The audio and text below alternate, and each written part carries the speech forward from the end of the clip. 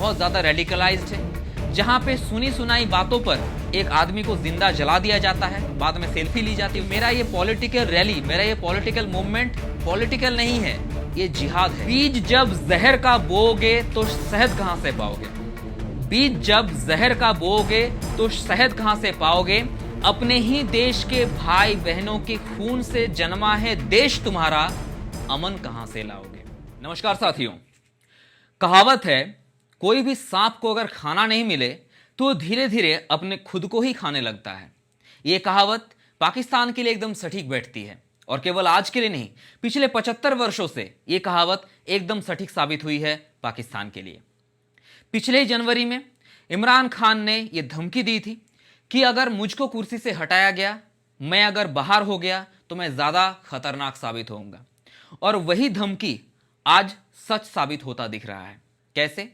PTI Pakistani Tehreek-e Insaf के समर्थक ने इस्लामाबाद में तोड़फोड़ करी। बचे कुचे जो मेट्रो स्टेशन है उसमें भी एक मेट्रो स्टेशन में आग लगा दी गई। पब्लिक ट्रांसपोर्ट सिस्टम के ऊपर अटैक किया गया, आग लगा दिया गया और बाद में आर्मी को आना पड़ा सिस्टम को कंट्रोल में लाने के लिए। आर्मी की तरफ से लाठीचार्ज किया गया, टीयर गैस फायर किया गया और तब इमरान खान पहुंचे और इमरान खान की तरफ से यह कहा गया कि मैं 6 दिन का मोहलत और देता हूं, यह डेड एंड है, इसके बाद मैं वेट नहीं करूंगा। 6 दिन के बाद मैं फिर से इस्लामाबाद आऊंगा और इस बार पूरी तैयारी के साथ आऊंगा। 6 दिन के अंदर मेरी मांगे सारे पूरे हो जाने चाहिए और अगर नहीं होता है तो इसके बाद जो होगा उसके लिए मैं जिम्मेवार नहीं हूं। ये मांगे क्या है, ये शर्तें क्या हैं? उन्होंने प्रेस कॉन्फ्रेंस में ये बताया कि 6 दिन के अंदर करंट गवर्नमेंट को कोलैप्स हो जाना चाहिए और विद इन 15 to 20 डेज, यानी कि जून महीने के, उन्होंने मेंशन किया है कि जून महीने के अंदर ही वोटिंग हो जाना चाहिए। और वो मानते हैं, इमरान खान का कहना है, सिवाय उनके यानी कि जो पीटीआई के समर्थक में जो जो लोग हैं, सिवाय उनके सारे पार्टी फॉरेन फंडेड है और पाकिस्तान के खिलाफ हैं। और वो पाकिस्तान को, पाकिस्तानी जनता को जो पहले से ही रेडिकलाइज्ड है, बहुत ज्यादा धर्मीय कट्टरवाद लोग, कट्टरपंथी धर्मीय कट्टरपंथी लोग जो सियासत में बैठे हैं, जो ऐसे ही लोग जो सियासत को चलाते हैं, जो पाकिस्तान को चलाते हैं, आग में घी डालने के काम किए वो। और वो कहते हैं कि मेरा ये पॉलिटिकल रैली, मेरा ये पॉलिटिकल मूवमेंट पॉलिटिकल नहीं है, ये जिहाद है, मैं जिहाद लड़ रहा हूं और आप भी इस जिहाद के साथ जुड़िए। पाकिस्तान जो पहले से ही बहुत ज्यादा रेडिकलाइज्ड है, जहां पे सुनी सुनाई बातों पर एक आदमी को जिंदा जला दिया जाता है, बाद में सेल्फी ली जाती है उसके साथ, लाश के साथ, जहां पर मजहब के नाम पर हर दिन बम ब्लास्ट होते हैं, उस देश में इमरान खान रिलीजियन कार्ड खेल रहे हैं अपने फायदे के लिए। लेकिन इमरान खान ही क्यों, 1946 में मोहम्मद अली जिन्ना ने यही इस्लामाइजेशन कार्ड खेला था डायरेक्ट एक्शन डे में। इमरान खान आज क्या कह रहे हैं? सिवाय मेरे सारे दुश्मन हैं पाकिस्तान के, सारे दुश्मन हैं इस्लाम के। तब जिन्ना ने भी यही कहा था कि मेरे गोल्स अचीव होने चाहिए और अपने ही देश के लाखों लोगों के लाशों के ऊपर चढ़ के उन्होंने पाकिस्तान बनाया था। और उसी फुटप्रिंट्स को फॉलो करते हुए इमरान खान आगे बढ़ रहे हैं। लेकिन इस मूवमेंट से पाकिस्तानी जनता 2 हिस्सों में बंट चुकी है। एक हिस्सा वो है जो इमरान खान को सपोर्ट करते हैं, दूसरा हिस्सा वो है जो इमरान खान के विपक्ष में है।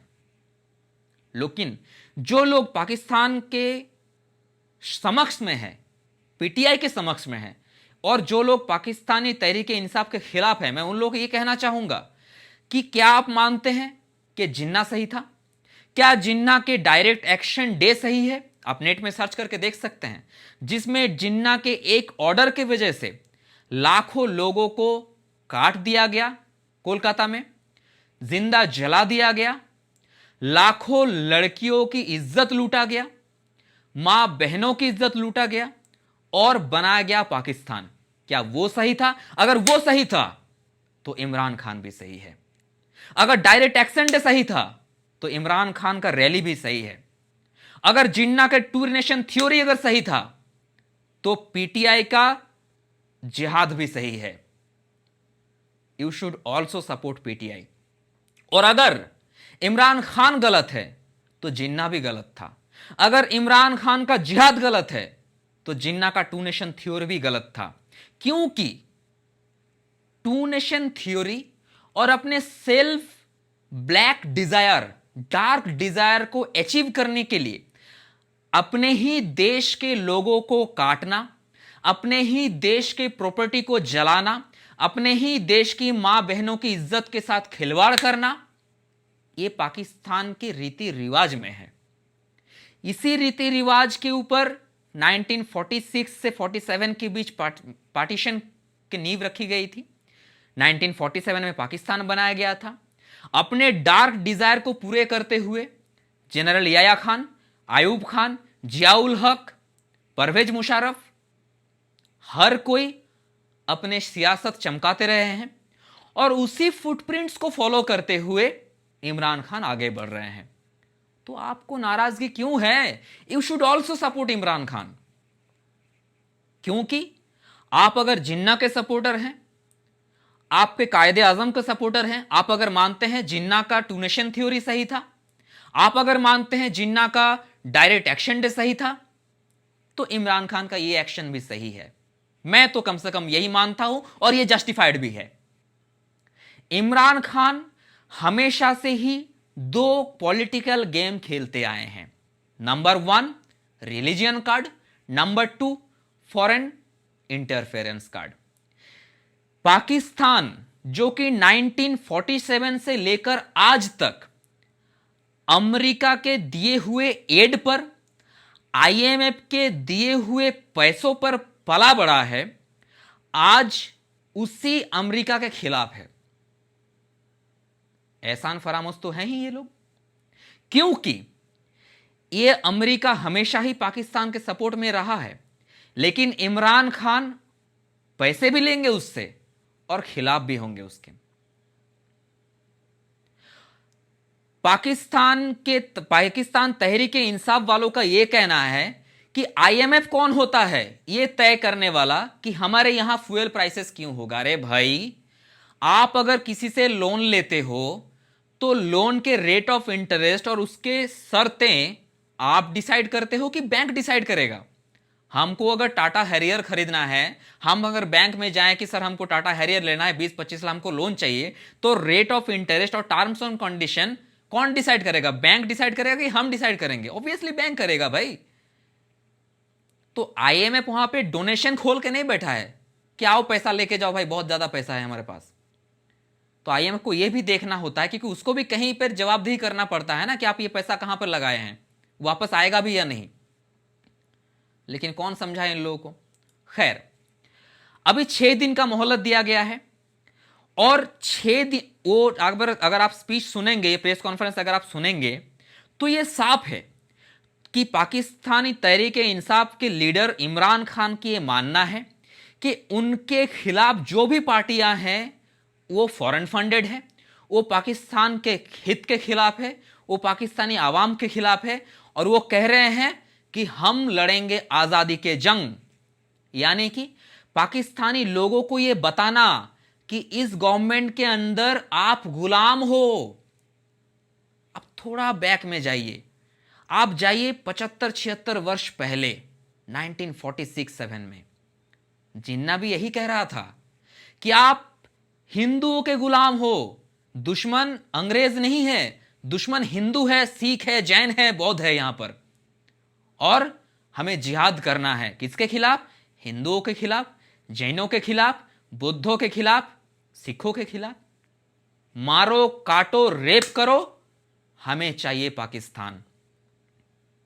जो लोग इस थ्योरी में भरोसा करते थे, जो लोग जिन्ना की तरफ थे, वो सारे चले गए उधर, और जो भाई हमारे शहीद भगत सिंह के मानने वाले थे, नेताजी सुभाष बोस के मानने वाले थे, उस देश के लिए जान देने के लिए तैयार थे और उन्होंने दिया भी, और आज तक देश हित के लिए काम कर रहे हैं। और यही लोग जो 1947 में उधर चले गए, तब उनके लिए जिहाद क्या था? हिंदुओं के खिलाफ लड़ना, सिखों के खिलाफ लड़ना, बुद्धिस्ट के खिलाफ लड़ना, आज वो अपने ही देश के खिलाफ लड़ रहे हैं। और तब जैसे वो बोल रहे थे कि हम लोग गुलाम हैं हिंदुओं के, सिखों के, जैनों के, बुद्धों के, बुद्धिस्ट लोगों के, आज वो लोग कह रहे हैं कि हम गुलाम हैं इन पार्टियों के। यानी कि जो पीटीआई की समर्थक नहीं है वो इस देश के खिलाफ है और हम लोग गुलामी स्वीकार नहीं करेंगे। आजादी के जंग लड़ेंगे, हम लोग जिहाद लड़ेंगे। मानसिकता सेम है, फुटप्रिंट सेम है, फॉलोअर अलग हैं। ये वही रास्ते हैं जो जिन्ना ने दिखा कर गए थे।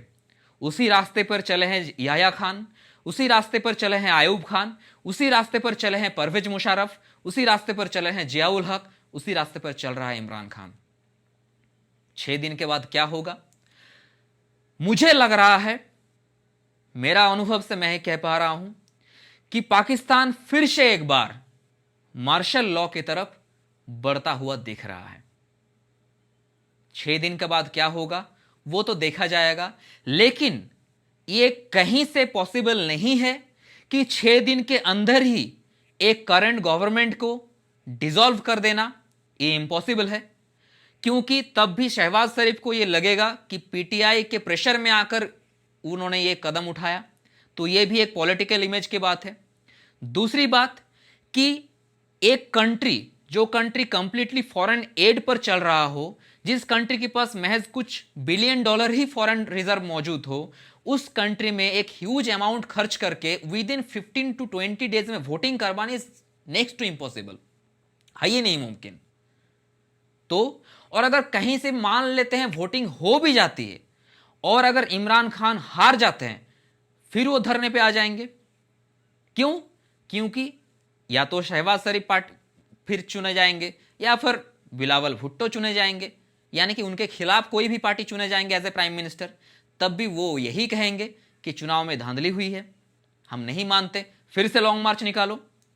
और उन्होंने बिल्कुल चेतावनी दी है कि मैं ये लास्ट वार्निंग दे रहा हूं to current government, to army, to court, कि 6 दिन के अंदर मुझे गुड न्यूज मिलना चाहिए। अगर नहीं मिलता है इसके बाद हम लोग तैयार होके जाएंगे। तैयार मतलब किस चीज के खिलाफ तैयार? वो स्पीच में ये साफ साफ कहते हैं कि पुलिस की तरफ से जो लाठीचार्ज करी गई, टीयर गैस फायर किया गया, उसके खिलाफ वो तैयार होकर जाएंगे। हो सकता है अगली बार टीयर गैस फायर किया गया तो इधर से AK-47 चला दिया जाए, हो सकता है लाठीचार्ज किया गया तो बॉम्ब ब्लास्ट करवा दिया जाए। पाकिस्तान में कुछ भी पॉसिबल है, क्योंकि वहां पे घर घर में आर्म्स मिलना कोई बड़ी बात नहीं है।